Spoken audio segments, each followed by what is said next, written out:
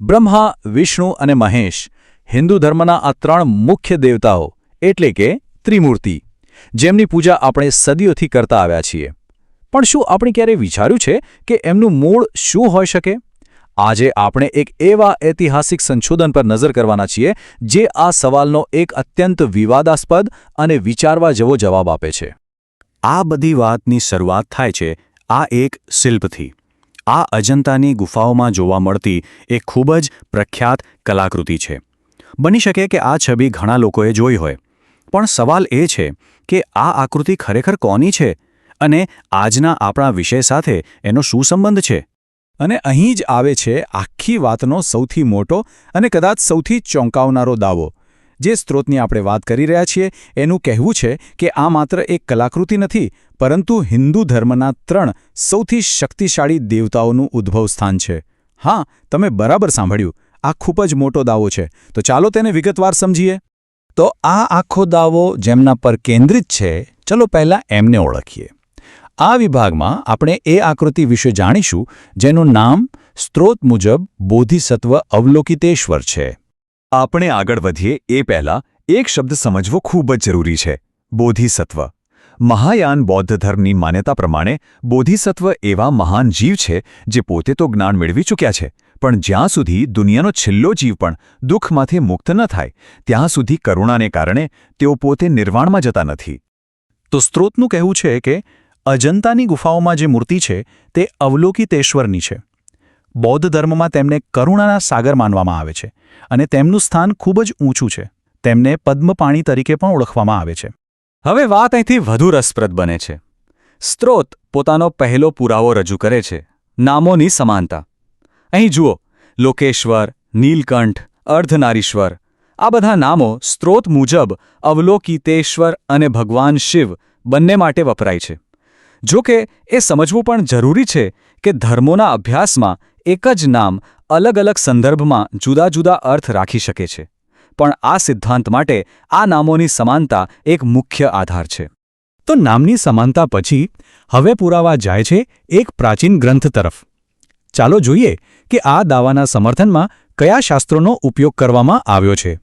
આ આખા દાવાનો પાયો જે ગ્રંથ પર ટકેલો છે એનું નામ છે કારંડવ્યૂહ સૂત્ર. આ મહાયાન બૌદ્ધ ધર્મનો એક મહત્વપૂર્ણ ગ્રંથ છે અને સ્ત્રોત આને જ મુખ્ય શાસ્ત્રીય પુરાવા તરીકે રજૂ કરે છે. તો આ સૂત્ર કેટલું જૂનું છે? ચાલો એની સમયરેખા પર એક નજર કરીએ. એવું માનવામાં આવે છે કે તેનું સંકલન 4મી કે 5મી સદીની આસપાસ થયું હતું. આ સૂત્ર મુખ્યત્વે બોધિસત્વ અવલોકિતેશ્વરના ગુણગાન અને તેમની શક્તિઓ પર જ કેન્દ્રિત છે. અને તમે જોઈ શકો છો કે સદીઓથી તેનો અનુવાદ અલગ અલગ ભાષાઓમાં થતો રહ્યો છે. અને હવે આવે છે એ દાવો જે આ સ્ત્રોત મુજબ બધું બદલી નાખે છે. કારંડવ્યૂહ સૂત્રમાં વર્ણન છે કે કેવી રીતે અવલોકિતેશ્વરના શરીરના જુદા જુદા અંગોમાંથી દેવતાઓની રચના થઈ. જેમ કે એમની આંખોમાંથી સૂર્ય અને ચંદ્ર, કપાળમાંથી મહેશ્વર, ખભામાંથી બ્રહ્મા અને હૃદયમાંથી નારાયણ એટલે કે વિષ્ણુ પ્રગટ થયા. ગ્રંથો પછી હવે આપણે પુરાવાના બીજા સ્વરૂપ તરફ વળીએ, જેમાં ઐતિહાસિક અહેવાલો અને કલાનું અર્થઘટન સામેલ છે. હવે સ્ત્રોત અહીં એક ખૂબ જ ગંભીર આરોપ લગાવે છે. આ અવતરણમાં દાવો કરવામાં આવ્યો છે કે સાચા ઇતિહાસને જાણી જોઈને બદલી નાખવામાં આવ્યો છે. ફરીથી સ્પષ્ટતા કરી દઈએ કે આ સ્ત્રોતનો દાવો છે, કોઈ સર્વસ્વીકૃત ઐતિહાસિક તથ્ય નથી, પરંતુ આ સિદ્ધાંતને સમજવા માટે આ દલીલ મહત્વપૂર્ણ છે. આ દાવાને ટેકો આપવા માટે સ્ત્રોત કેટલાક ઐતિહાસિક અને કલાત્મક ઉદાહરણો આપે છે. જેમ કે એમનું કહેવું છે કે ચીની પ્રવાસી હ્યુઆન ત્સાંગે લખ્યું હતું કે રાજા હર્ષવર્ધન અવલોકિતેશ્વરની પૂજા કરતા હતા, પણ ઇતિહાસકારોએ તેને શિવ પૂજા તરીકે લખ્યું. એવી જ રીતે ત્રિલોકનાથ મંદિરની મૂર્તિનું અર્થઘટન પણ એ જ રીતે કરવામાં આવ્યું છે.